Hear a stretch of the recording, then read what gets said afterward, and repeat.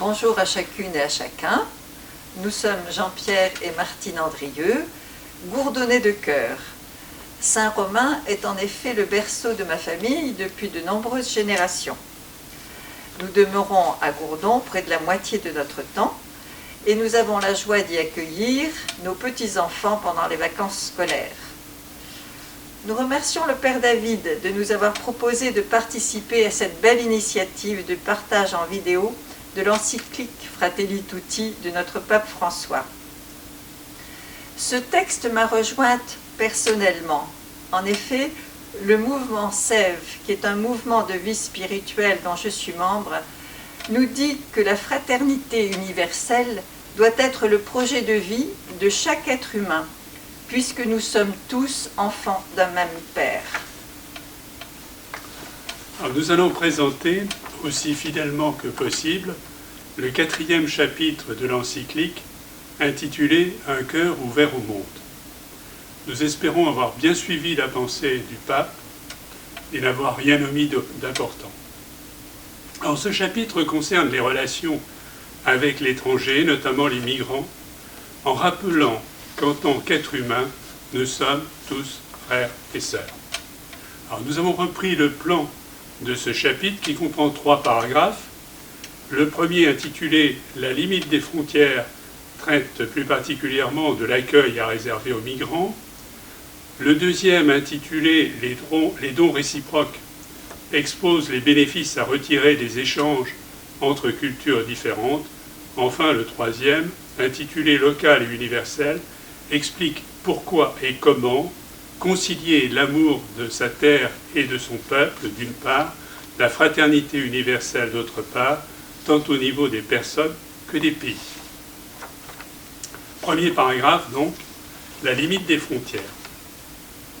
Le pape commande de respecter le droit de chaque être humain à trouver un lieu où il puisse non seulement répondre à ses besoins fondamentaux et à ceux de sa famille, mais aussi se réaliser intégralement comme personne. Dès lors, nos efforts vis-à-vis des migrants peuvent se résumer en 4 verbes: accueillir, protéger, promouvoir, intégrer. Ceci conduit à construire des pays qui, tout en conservant leurs identités culturelles et religieuses, soient ouverts aux différences et sachent les valoriser. Il importe donc d'apporter des réponses indispensables aux migrants, qu'il s'agisse par exemple du logement, de la sécurité, de la possibilité de travailler, de l'insertion sociale, du regroupement familial, etc. En outre, les migrants arrivés depuis un certain temps et intégrés à la société locale doivent bénéficier de ce que le pape dénomme la pleine citoyenneté, c'est-à-dire la pleine égalité des droits et devoirs. L'usage du terme minorité est dénoncé par le pape au motif qu'il porte en lui les germes du sentiment d'isolement et d'infériorité. Enfin, il importe d'élaborer au niveau global des projets à moyen et long terme visant à aider l'intégration des migrants dans les pays d'accueil, tout en même temps de favoriser le développement des pays de provenance en respectant leur culture. Le deuxième paragraphe est intitulé « Les dons réciproques ». Pour les sociétés d'accueil, les migrants, porteurs d'une autre culture, sont une opportunité d'enrichissement. Pour autant qu'on les aide à s'intégrer, ils sont un don qui invite une société à grandir. Le pape souligne la même dignité inaliénable propre à chaque être humain, ceci devant guider tout particulièrement nos jeunes dans leurs relations avec d'autres jeunes. Les cultures différentes doivent être préservées afin que le monde ne soit pas appauvri. Cependant, pour qu'elles ne soient pas victimes de sclérose, il importe de mener un dialogue confiant et patient afin de découvrir les richesses de chacun. Ainsi, le pape et le grand imam Ahmad el-Tayeb ont convenu de l'impérieuse nécessité de la relation entre Occident et Orient. Les apports mutuels entre les pays finissent par profiter à tous. En revanche, les souffrances endurées dans un pays finiront par affecter toute la planète. D'où la nécessité d'un ordre mondial visant au développement solidaire de tous les peuples. Enfin, le pape souligne le rôle de la gratuité, c'est-à-dire de la capacité de faire certaines choses uniquement parce qu'elles sont bonnes en elles-mêmes, sans en attendre quelque chose en retour. Dieu donne gratuitement au point d'aider même ceux qui ne sont pas fidèles. Quant à Jésus, il disait à ses disciples, « Vous avez reçu gratuitement, donnez gratuitement ». Les pays doivent donc penser non seulement comme pays, mais aussi comme famille humaine, particulièrement dans les moments critiques. Seule une culture sociale et politique qui prend en compte l'accueil gratuit pourra avoir de l'avenir.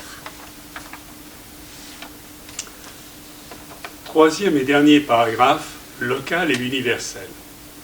Le pape reconnaît qu'entre la globalisation et la localisation peut exister une tension. Mais il insiste sur la nécessité de ne perdre de vue ni le global ni le local. Le global nous préserve de l'esprit de clocher, tandis que le local est la base de toute vie sociale.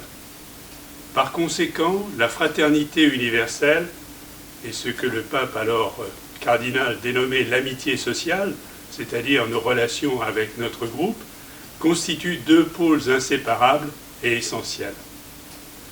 Pour nous tourner vers l'universel, qui est porteur d'un bien bénéfique à tous, nous avons à être profondément enracinés dans notre terre, notre culture, notre religion. Ainsi, nous pouvons écouter et accueillir les différences, sans perdre quoi que ce soit de notre identité, mais au contraire, en nous enrichissant d'éléments venus d'ailleurs, que nous intégrons à notre façon, comme il est dit dans l'encyclique. La communauté mondiale n'est pas la somme de pays distincts, mais la communion même qui existe entre eux. Chaque être humain appartient donc à une famille plus grande que sa communauté d'origine, ce qui implique que les autres communautés sont nécessaires pour la construction d'une vie épanouie. Une ouverture adéquate et authentique au monde suppose la capacité de s'ouvrir au prochain dans une famille des nations. Le pape rappelle que dans certains quartiers populaires, mais aussi dans certains villages, l'esprit de voisinage conduit les habitants à s'entraider. Il appelle de ses vœux que cet esprit de voisinage règne entre les pays, au lieu de la méfiance qui caractérise encore trop souvent les relations internationales, alors même qu'aucun État isolé n'est en mesure d'assurer seul le bien commun de sa population.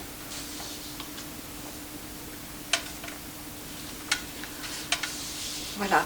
Ainsi, notre pape nous montre que beaucoup de responsabilités pour faire advenir la fraternité universelle incombent aux États, aux associations. Cependant, c'est par chaque être humain que les relations entre personnes peuvent se vivre et se développer. Cela rejoint ce qu'écrivait Marguerite Opnaud, fondatrice du mouvement Sève. Le personnel est le secret de l'universel.